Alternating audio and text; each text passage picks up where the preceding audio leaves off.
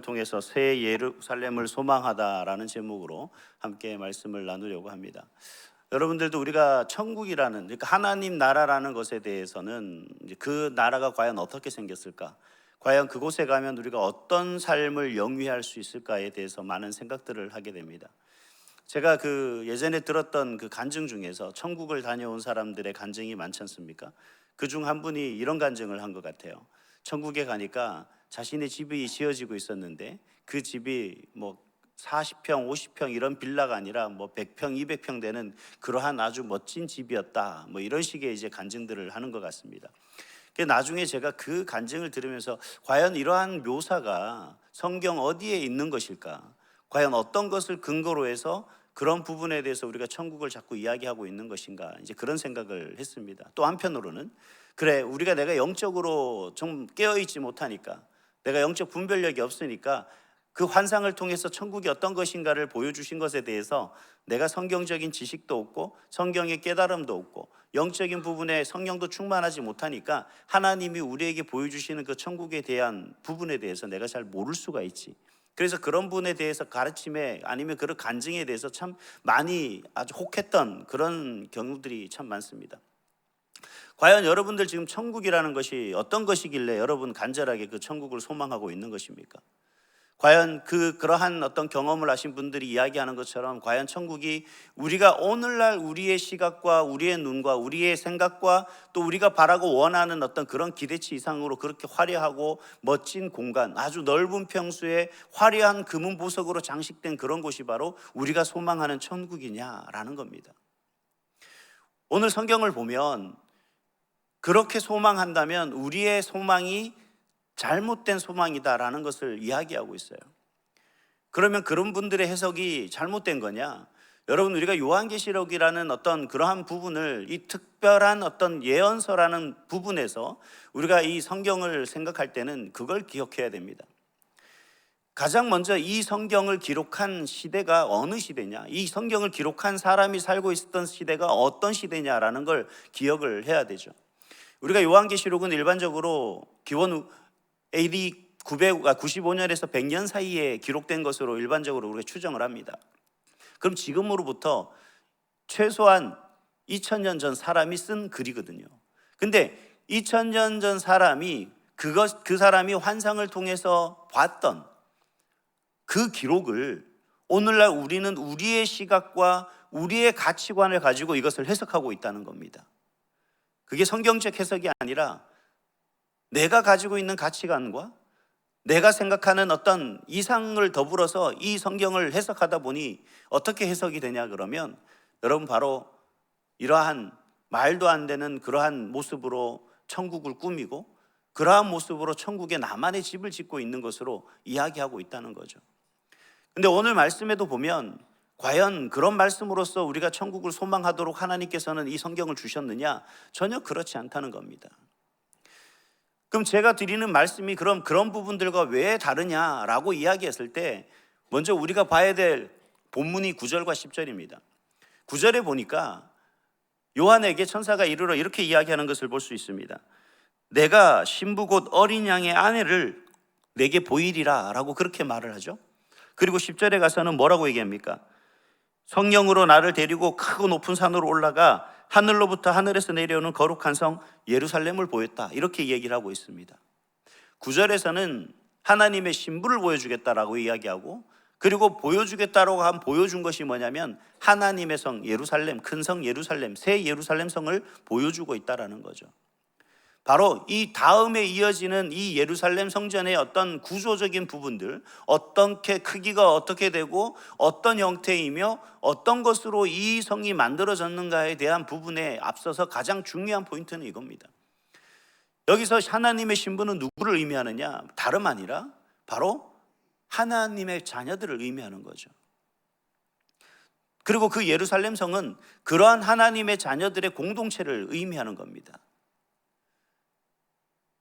이 말의 의미는 결국 우리가 들어가야 될, 그리고 우리가 꿈꾸고 우리가 소망하는, 그래서 우리가 환상적인 어떤 모습을 통해서라도 우리가 바라보고자 하는 그 천국이 바로 이러한 것이다라는 것을 사도 요한을 통해서 하나님은 우리에게 말씀해 주고 있는 겁니다.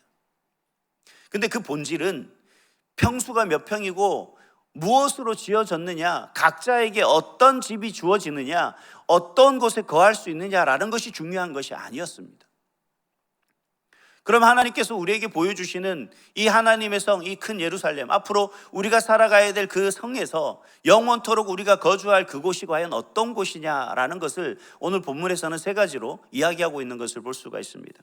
첫 번째는 그 새 예루살렘 성은 어떤 성이냐면 하나님의 영광과 하나님의 임재가 충만한 성이다라는 얘기입니다. 우리가 무엇으로 지어졌느냐, 만들어졌느냐가 중요한 것이 아니라 그곳이 어떤 곳이냐라는 겁니다. 그곳은 다름 아니라 11절에 보니까 같이 한번 다시 읽을까요? 시작. 하나님의 영광이 있어 그 성의 빛이 지극히 귀한 보석 같고 벽옥과 수정같이 맑더라. 아멘. 지금 사도 요한은 자기가 본 그 예루살렘이 어떠한 모습인가를, 어떠한 것인가를 이야기하고 있는데, 그가 하나님의 영광을 이야기하고 있는데 그 하나님의 영광을 묘사하는 단어가 그가 할 수 있는 최선의 선택입니다. 뭐냐면 그 빛이 지극히 귀한 보석 같아라고 그렇게 얘기합니다. 그리고 그가 생각하는 가장 귀한 보석이 어떤 겁니까? 마침 그 빛나는 그 보석이 벽옥과 같고 수정과 같이 맑더라라고 그렇게 이야기하는 것을 볼 수가 있습니다. 과연 그가 가지고 있는, 그가 생각하고 있는 그런 모습 속에서 그 하나님의 영광이 가득한, 그래서 말로 형언할 수 없을, 아니 내가 알고 있는 최선에 다해서 모든 단어들을 선택을 해서 그 영광을 설명하고 묘사하는 단어의 모습이 11절이라는 거예요. 이 얘기는 이 기준이가 아니라, 이 기준이 하나님의 영광의 모습이 아니라 그걸 어떻게 형언할 수 있겠냐는 겁니다. 그걸 어떻게 말로 표현할 수 있냐는 거예요. 도저히 말로 표현할 수는 없지만, 하지만 내가 알고 있는 한, 내가 표현할 수 있는 한 최선을 다해서 표현을 하고 있다는 거죠. 그 사도 요한이 무식한 사람입니까? 죄송합니다. 사도 요한이 그렇다고 표현력이 아주 부족한 사람입니까? 사도 요한이 그런 한 묘사에 대해서 정말 어떻게 묘사할지 모르는 그런 사람이냐는 거죠. 그렇지는 않죠. 하여튼 그가 가지고 있는 지식과 지혜와 경험과 삶의 모든 것을 다해서 표현하고 있는 그 예루살렘 성은 바로 이러한 하나님의 영광이 가득한 곳이었다라는 겁니다. 그럼 그 하나님의 영광이 가득하다는 것은 우리가 가만히 생각해 보면 오늘 모습 속에서 직육면체의 어떤 길이와 넓이와 높이가 같은 그러한 성이다라는 것을 우리가 생각을 해본다 그러면 아마 그곳이 하나님께서 거하였던 과거 이스라엘 백성들에게 성전을, 성막을 건축하게 했던 그 하나님의 모습을 가만히 보면 그곳이 어떤 곳이냐면 하나님의 영광이 가득했던 곳, 오직 한 곳이죠. 그곳이 어디입니까? 지성소입니다. 그곳은 다름 아니라 하나님의 임재가 있었던 곳이라는 거죠. 그래서 지금 이 사도 요한이 얘기하고 싶은 것은 그거예요. 예루살렘 성은요, 여러분 우리가 생각하는 평수가 어떤 평수고 무엇으로 지어졌고, 그래서 내가 거할 집이 어떤 것이고, 오늘날 내가 성경 열심히 전도했더니만, 복음을 전했더니만, 하나님의 일들을 내가 맡은 주신 사명을 감당했더니만 하나님이 나에게 1000평이나 되는 그런 집에 살게 하셨대, 이런 가치관이 아니라 우리가 이 세상에서 하나님의 사람으로 살아가다 하나님의 나라에 거할 때는 그곳이 어떤 것이냐, 하나님의 임재가 충만한 곳이었다는 겁니다. 그래서 하나님의 영광이 가득하여 내가 그 어떤 것으로도 표현할 수 없고 어떤 것으로도 말할 수 없는, 형언할 수 없는 그러한 하나님의 영광이 있는 그곳에 누가 거한다는 거예요? 저와 여러분이 거하게 된다라는 겁니다. 사실 우리가 늘 고민하고 늘 갈급한 게 뭡니까? 오늘 이곳에 예배하는 이곳이, 그리고 우리가 살아가는 순간순간 걸음걸음마다 하나님 우리와 함께 하시고 하나님의 임재를 경험하는 그러한 삶이 되게 해달라고 우리가 기도하고 나아가는 것 아니겠습니까? 정말 하나님 때에 따라 필요에 따라 내가 이 세상을 살아가는 나의 우매함이 무지함 때문에 곁길로 가지 않도록 하나님 함께 하셔서 정말 내가 하나님이 바라고 원하는 그 삶을 살아갈 수 있도록 하나님의 임재하심이 내게 충만해 달라고. 그래서 나의 죄성이 거듭나는 것이 아니라, 다시 붉어져 툭 튀어나오는 것이 아니라 온전히 하나님의 인도하심에 순종하며 살아가는 그 삶이 되기를 원하는 그 임재의 그 갈급함이 우리 삶에 있다면, 이제는 하나님 나라에 가면 그 갈급함이 어떻게 되는 겁니까? 완전하게 해소가 되는 겁니다. 왜요? 그곳에는 하나님이 임재하시기 때문입니다. 그곳에는 하나님의 영광이 가득하기 때문에 그렇습니다. 어떻게든 내가 이 죄를, 내 안에 있는 죄를 누르고 억누르고 정말 어떻게든지 이 죄악에 내가 사로잡히지 않기 위해서 애를 쓰던 이 세상의 삶의 모습보다는 이제는 그저 오직 가만히 하나님만 바라보고 있는데도 그저 하나님의 영광이 가득한 그러한 삶을 살 수 있는 것이 바로 우리가 바라고 원하는 그러한 하나님의 나라, 새 예루살렘이다라는 것을 말씀해 주고 있는 겁니다. 그래서 우리가 바라야 되는 것은 이 세상의 가치관과 이 세상에서 우리가 바라고 원하는 것이 아니라 이미 우리의 모든 필요를 아시는 하나님께서 우리를 위해서 완전하게 하나님과 동행하며 우리가 그토록 바라던 하나님과 함께하는 그 임마누엘의 놀라운 은혜 속에 살아갔던 우리 인생들을 하나님께서는 예비해 놓으셨다는 사실을 기억하시고 그 하나님의 영광 안에서 그 하나님의 임재 안에서 살아가는 그날을 소망하며 오늘도 나아가는 저와 여러분 될 수 있기를 간절히 소망합니다. 둘째는 뭐냐 그러면 이 새 예루살렘 성은 하나님의 언약 위에 세워진 그러한 성이라는 사실입니다. 이 새 예루살렘에 대해서 구조적인 아까 말씀들을 쭉 우리가 했다는 것을 읽어봤는데 12의 문이 있고요, 그 이후에는 이스라엘 지파의 이름들이 다 써있다, 기록되어 있다라고 얘기했죠. 또 땅의 그 성의 기초석에는 어린 양의 12사도들의 이름이 새겨져 있다, 뭐 이렇게 이제 표현하는 것을 우리가 볼 수가 있었습니다. 과연 이것을 왜 그런 의미로 우리에게 굳이 이 부분을 이야기하고 있는 것일까? 우리가 좀 생각해 볼 필요가 있습니다. 새 예루살렘이 어떤 성인가? 어떤 성이기에 그 성의 문에는 이스라엘의 12지파의 이름들이 기록되어 있고 그 성의 기초 속에는 바로 어린 양의 12사도들의 이름이 기록되어 있는 것일까? 왜 이름이라는 부분에 대해서 우리에게 말하고 있는 것일까? 사실 우리가 이 세상의 가치관 속에 바라봤다면 그 문이 어떤 견고한 문이고 그 문의 잠금 장치가 어떤 것인지가 우리에게 더 궁금하지 않습니까? 그리고 그 문을 열 수 있는 열쇠가 과연 우리에게 뭔가라고 하는 것이 우리에게 더 궁금할 것 같습니다. 그런데 이러한 묘사 속에서는 그러한 것을 배제하고 그러한 12문과 그 성의 기초 속에 이름이 기록되어 있다라는 사실을 우리에게 이르고 있습니다. 이 부분을 가만히 보면 12지파라는 것은 구약의 12지파를 이야기하는 것이고 어린 양의 12사도는 신약의 12사도를 의미한다라고 했을 때 지금 이 요한계시록에 나와 있는 이 말씀 속에서 나와 있는 모든 이름은 신약과 구약을 아우르는 하나님의 모든 백성들을 지칭한다라고 이야기할 수가 있습니다. 결국 하나님께서는 이 부분에 대해서 이 성은 누가 들어갈 수 있고 누구를 위한 것이며 또 그 속에 거하는 사람들이 누구인가를 명백하게 우리에게 이야기를 하고 있는 것입니다. 그리고 이 성에 거할 수 있는 조건이 단순하게 누구의 이름이라고 이야기하고 있는 이 부분 속에는 바로 하나님의 자녀되는 권세를 받은 그 하나님의 자녀들의 이름이다라는 것을 알 수가 있는 거죠. 그 이름이 바로 저와 여러분의 이름인 줄 믿습니다. 그곳이 바로 우리가 거할 곳이다라는 겁니다.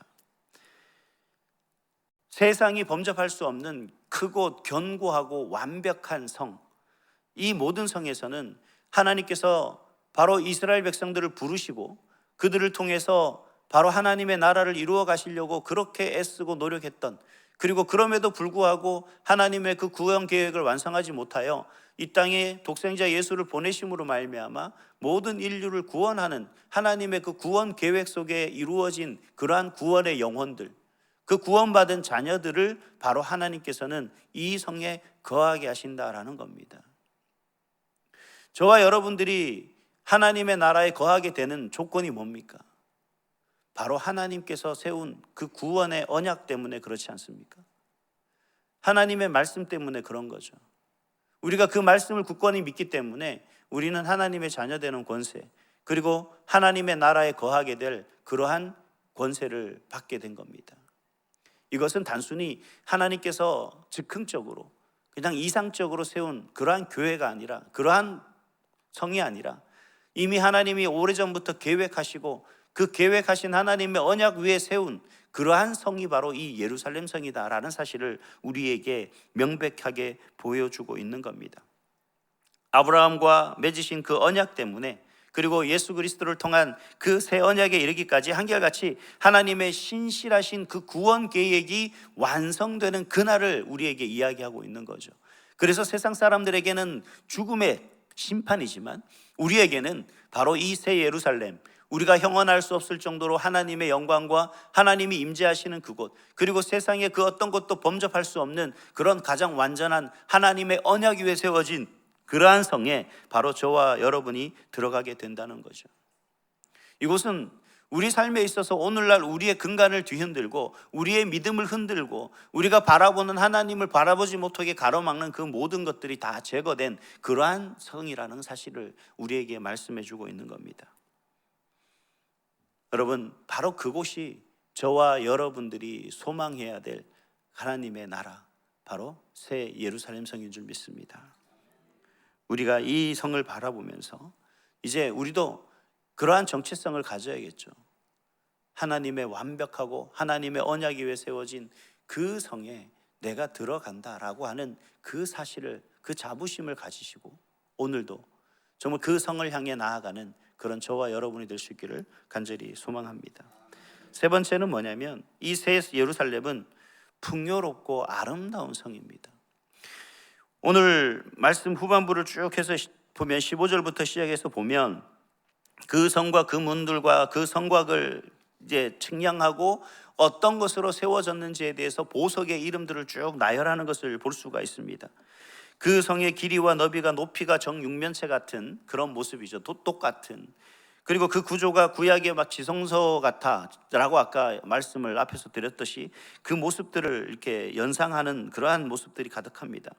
근데 이곳이 성곽은 벼곡으로 그리고 기초석은 각종 보석으로 화려하게 꾸며져 있고 만들어졌다라고 이야기하고 그 거리는 맑은 유리 같은 정금으로 되어 있다, 뭐 이렇게 계속해서 우리가 순금으로 대한 만들어진 그러한 어떤 것을 묘사하고 있는 것을 볼 수가 있습니다.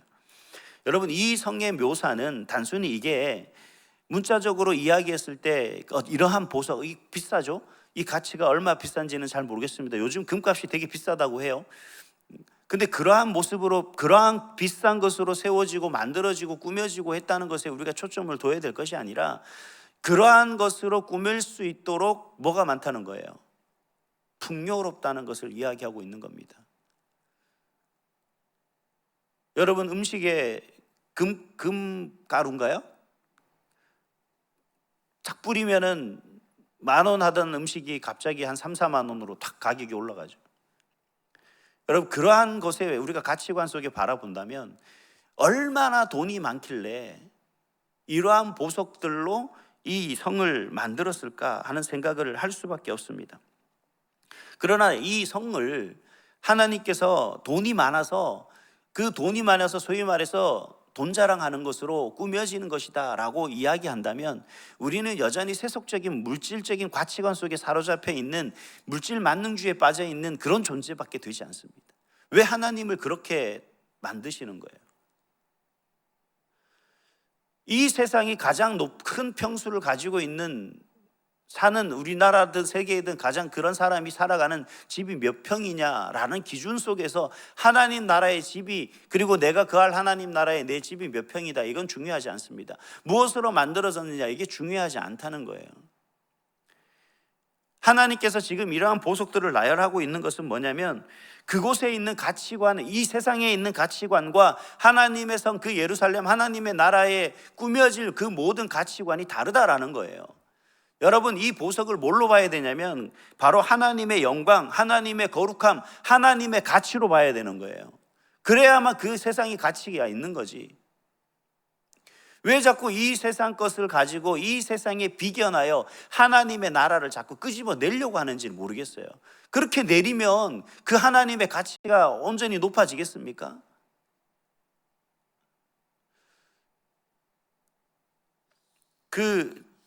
제가 읽은 책 제목 중에 한 가지가, 제가 그 참 마음에 와닿는 책 제목이 하나 있습니다. 꽃으로도 때리지 마라. 들어보셨죠?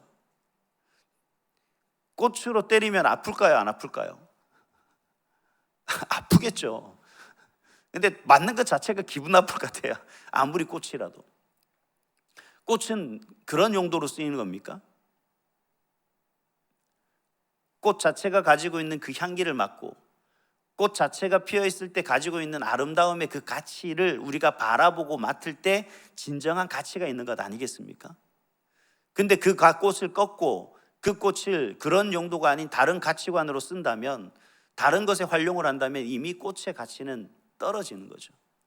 여러분, 우리가 하나님 나라에서 하나님이 우리에게 말씀하시는 그러한 가치관 속에서 우리가 하나님 나라를 바라보지 않고 우리의 기준과 우리의 생각과 우리의 가치관으로 자꾸 그것을 바라본다면 결국 우리는 하나님의 그 가치, 하나님 나라에 대한 그 귀함과 거룩함과 완전함과 완벽한 그 하나님 나라를 자꾸 우리 수준으로 끄집어 내려서 그 가치를 떨어뜨리는 것밖에 되지 않는다는 겁니다.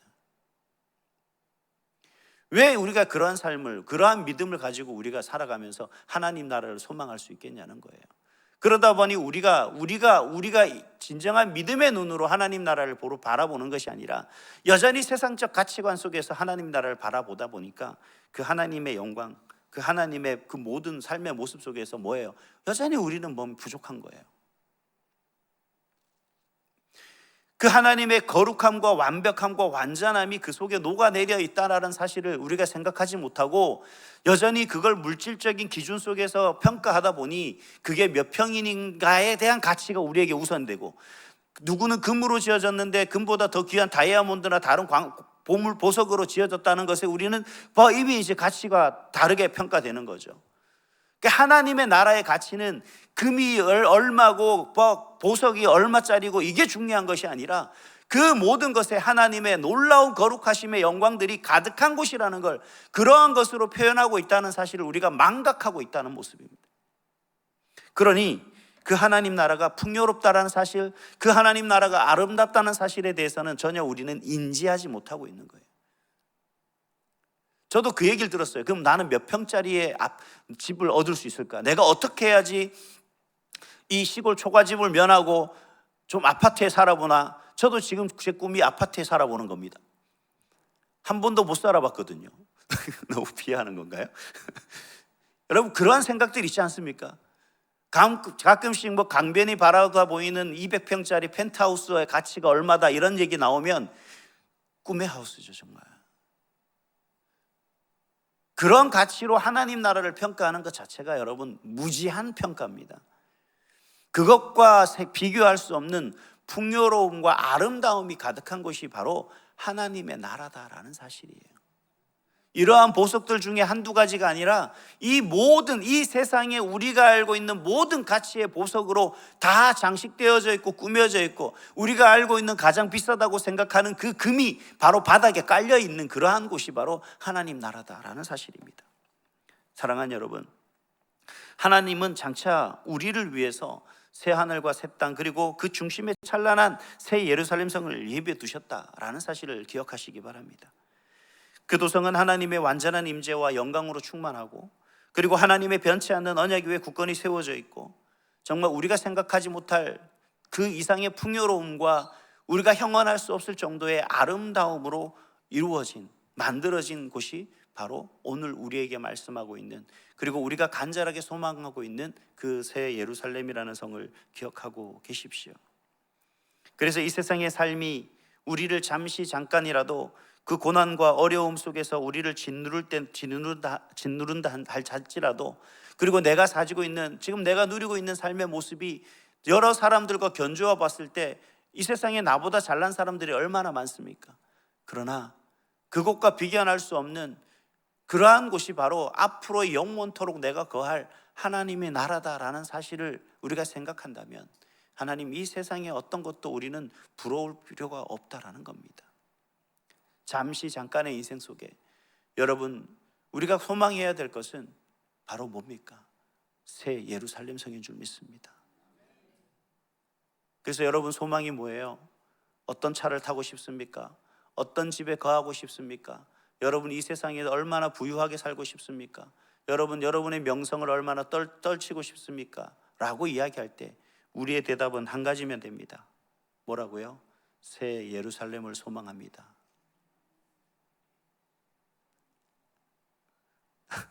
저만 그런가요? 다시 한번 우리 고백합시다. 제가 물어볼게요. 여러분들이 원하는 건 무엇입니까? 하나님이 예비하신 그 영광스러운 성, 그 새 예루살렘을 향해서 오늘도 믿음으로 힘차게 걸어가는 그런 저와 여러분이 될 수 있기를 간절히 소망합니다. 존귀하신